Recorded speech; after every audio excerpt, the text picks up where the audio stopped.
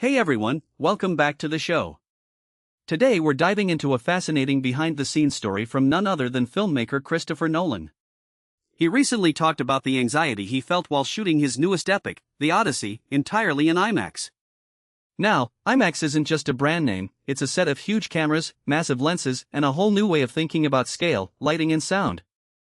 Nolan said that filming in IMAX demanded new engineering solutions and a kind of cleverness from the actors that you don't get when you're shooting on a regular 35mm or digital sensor.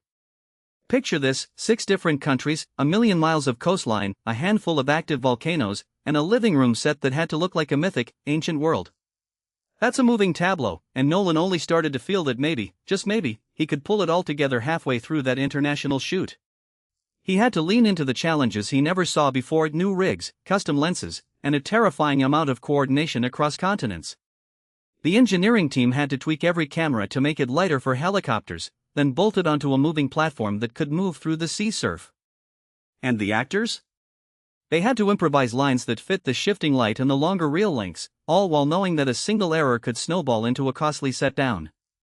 The reveal came when Nolan read a line that said, pretty literally, "more translations than I care to remember." That struck him, because it was a moment of reflection on the scope of the story he was trying to tell, a story so ancient it found new life on screen.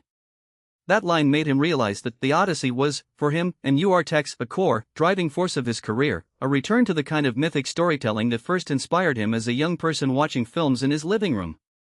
In short, the whole project was a test of psychology and logistics. Nolan admitted early on that he was nervous: the weight of weighty cameras, the scale of each frame, the sheer number of miles that had to be stitched together.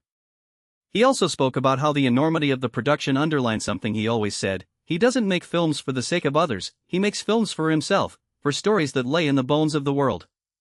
And so, that was the culmination of an idea that wound its way across 6 countries, hours of scripting and film editing, and an attempt to translate a Greek epic into a new visual lexicon that keeps audiences on the edge of their seats. Eli writing style and hands blown in the wind, the film is a testament to collaboration, innovation, and a drive to dive deeper into narrative. That's it from me for today. Thanks so much for tuning in. Next week we'll talk about the next frontiers in film technology, so don't miss it. Until then, keep watching, keep listening, and as always, keep your curiosity alive. Goodbye.